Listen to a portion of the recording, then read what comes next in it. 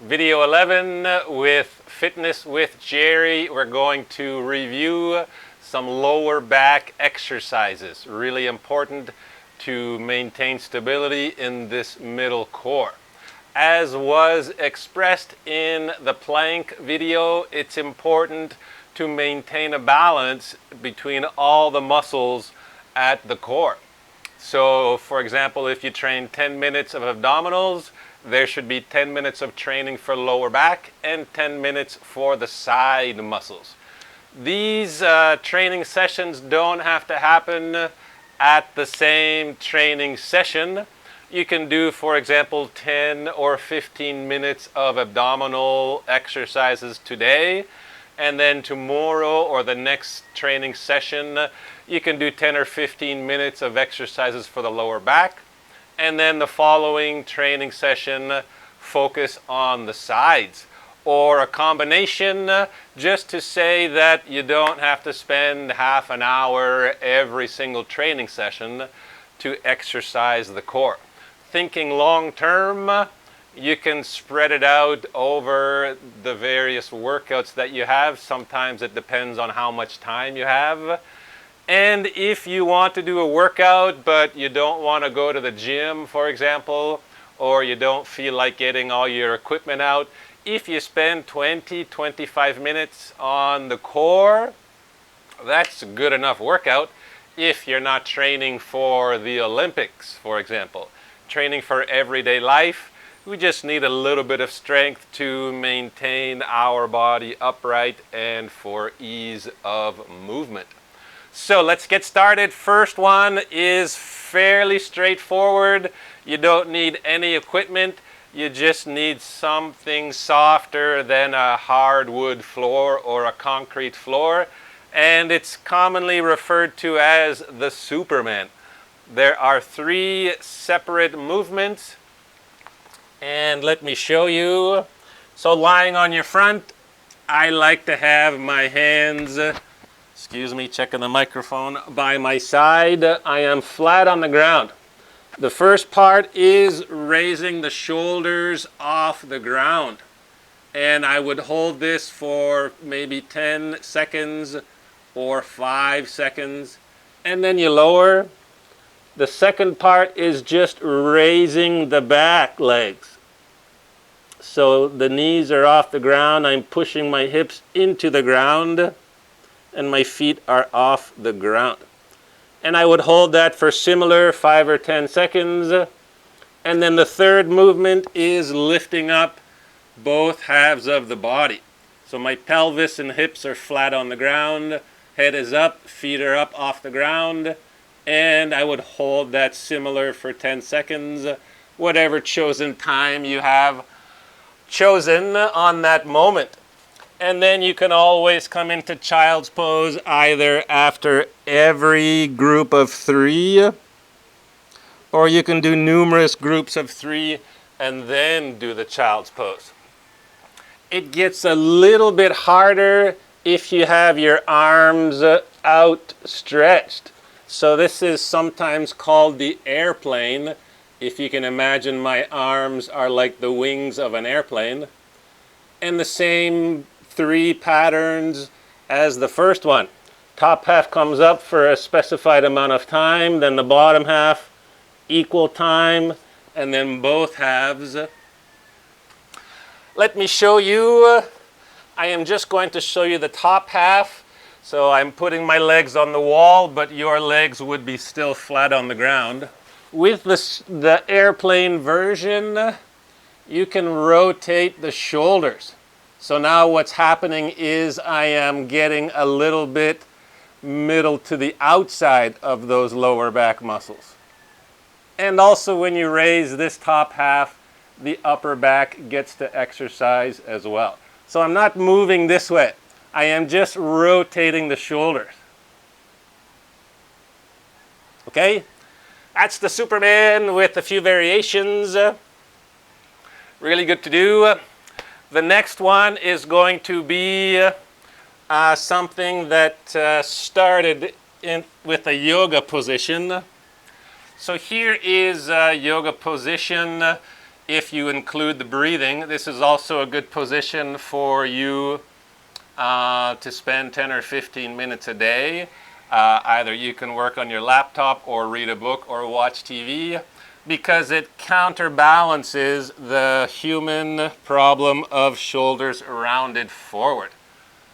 So this is starting position, and from here I am going to lift up my right leg, but making sure that I keep my right hip still on the ground. And I would hold that for 10 or 15 seconds, and then lower that right leg, make sure everything is loose, and then do the same thing on the left leg. It's important not to lift the hip.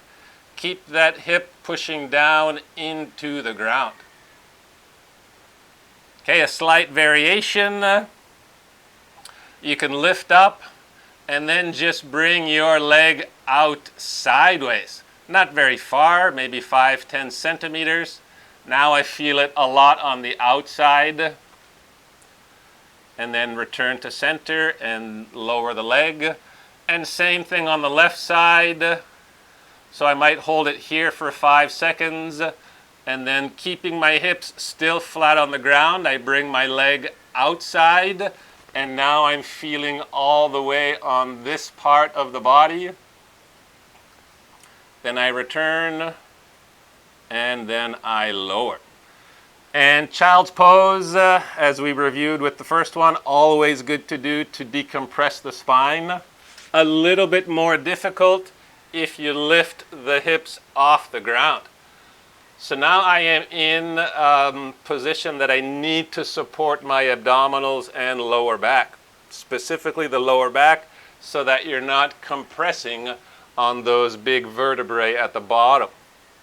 So keep the abdominals engaged, belly button to spine, pelvis slightly rotated under, and repeat the same exercise, raising one leg, keeping the hips even and lower, and then raising the other leg. And you can do the same thing, the same variation, bringing the leg out, back in, always concentrating to protect that lower back. And you can repeat that numerous times, and then it's always a good idea to spend at least 15 seconds or even a minute or two in child's pose. Arms can be up here or alongside your legs. So that's the second exercise. Now let's go to the third one. So lying on your back this time. Knees are bent, feet flat on the ground. And you're going to lift the hips up off the ground. And one thing you can do to increase concentration and mindfulness is, instead of just raising the hips up and down, curl the hips, bringing one vertebrae up at a time. So first my hips come up, then one vertebrae, then the next vertebrae, then the next vertebrae, and then lower the same way. So I'm curving my abdominals, and then I am one vertebrae at a time straightening those abdominals. Doing it this way also gets some exercise for the front part of this core center, because I am having to use it to get that movement, the curving, done properly. And then I would uncurl the spine, one vertebrae at a time, gets back on the ground.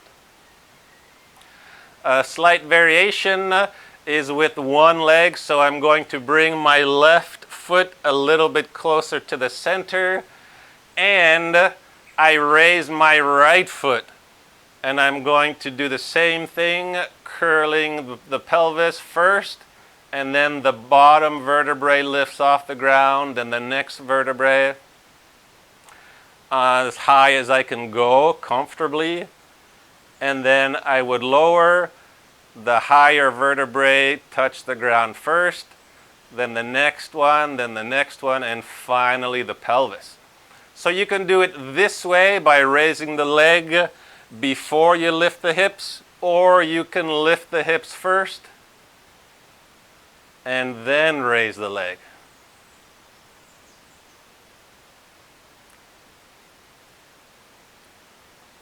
Different combinations you can do. You can make it different every time. And one slight variation, let me turn this way, is, so I'm going to lift my pelvis, then the bottom vertebrae, the next vertebrae, the next vertebrae. I raise my leg, and I can go a little bit sideways. My abdominals are working, and I can also feel now that the emphasis is on the side of the lower back muscles. Then I'll return, and mindfully concentrating, one vertebrae gets lowered at a time. Okay? Now another variation. Here what I have is a stuffed volleyball. There's a canvas type bag that I stuffed inside the split. This was a busted volleyball I found in the field. So I stuffed a canvas bag and then I sewed that split closed. So what you can do with a ball like this, or with a pillow, cushion, folded up towel, put it between your legs and push your knees into the ball so that you're activating the muscles on the inside of the legs. And repeat the same movement. So my pelvis curls, lifts off the ground, and then my lower vertebrae, then the next lowest vertebrae, all the way up until I'm fairly straight at the hip. And then I lower the highest vertebrae, then the next highest vertebrae, and then the next, until my pelvis is flat on the ground. And doing it with the one leg is similar, but now I can't lift my leg up to the ceiling because I am holding the ball between my knees. So this would be what it looks like. Difference compared to without the ball, I can go all the way up here, but with the ball, my knees have to stay in line. And I can keep my hips up and just alternate which leg comes up and then lower for one repetition. Slight variation using something between the knees. And here's another good position to release any kind of compression that may have happened in the lower back. Or you can be here. And the final lower back exercise, I came up with the name reverse plank. So starting here, I am going to put my hands behind my back, and I can alternate with the fingers pointing backwards or with the fingers pointing forwards towards my feet. And keeping the knees always bent, never locking those knees, because if you do, easy possibility of damaging the ligaments at the back side of the knee. So I'm going to lift my knees up and my hips, and now I'm in a reverse plank position. I can also lift the chin, open up the throat, get an extension in my neck, and lift up the head, lower the hips, and you can hold that position for whatever, 15-20 seconds. When we did it with the forward bend, the previous video, I think video 9, there was the forward bend series where you do lift up exactly the same, but in that sense it's more to balance the muscles that were just stretched. It's not necessarily strength training, so that would be only a 5 or 10 second hold. In this situation, we are strength training, so you can hold the position for a lot longer. And you can try lifting one leg. Just make sure that the knees don't lock downwards. Really important to keep at least a little bend in the knees. Other important part is that you're not locking the elbows. Keep the arms engaged so that the weight stays on the arm muscles and not the elbow, which would eventually damage. Also trying to keep your fingers spread apart so that you're distributing the weight evenly and there's not so much strain on the wrist. Slight variation from video 9, we did the forward bend with the legs spread out, and you would also want to, in the stretching session, lift up your legs for about 5 or 10 seconds just to get them a bit more stable, which I forgot to do in the video, but I'm doing it now, so hopefully you've watched both videos. But the instruction is the same, so I would keep my knees pointing up, lift up the hips, and then if I want, if it's comfortable, I can let my head fall backwards. And then lift up the head and lower the hips back down. And the last variation, with your feet out in front, the starting position. Now just bring the feet out. Can you see? Am I on the screen? So I'm not going to have much room behind me, but you can see that my feet are opened up. So now I'm going to get the strength training all on the outside of the leg. Hands are in the same position, fingers forwards or backwards as you wish. And then you would lift the hips up, and I can't go any farther back. But you've seen the feet now, so now I can move this way. So distributing the weight into each finger, lifting the hips up off the ground. Arms are active, weight is on the arm muscles. And lowering down.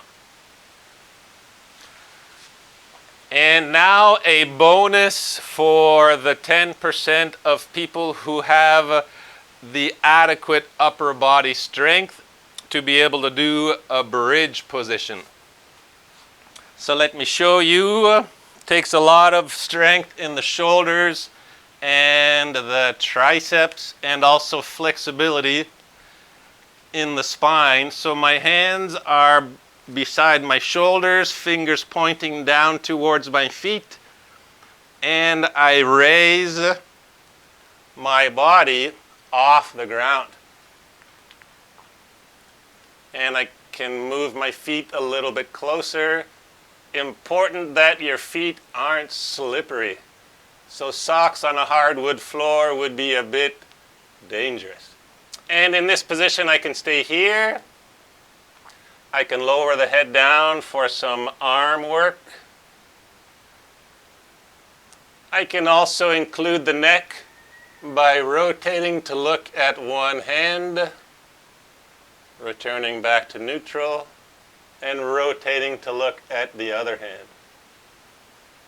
In the final variation, I bring my right foot a little bit closer to the middle, and I can raise my leg. Really important that your feet aren't going to slip.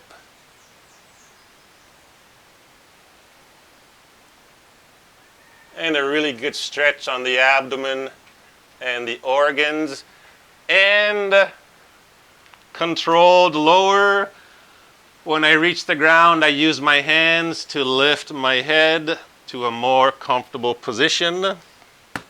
And you can do the same thing with the ball between your knees. So position yourself, get ready, and lift up. Fingers are spread, equal weight among each finger and each knuckle. And then, if you want, lift up the feet.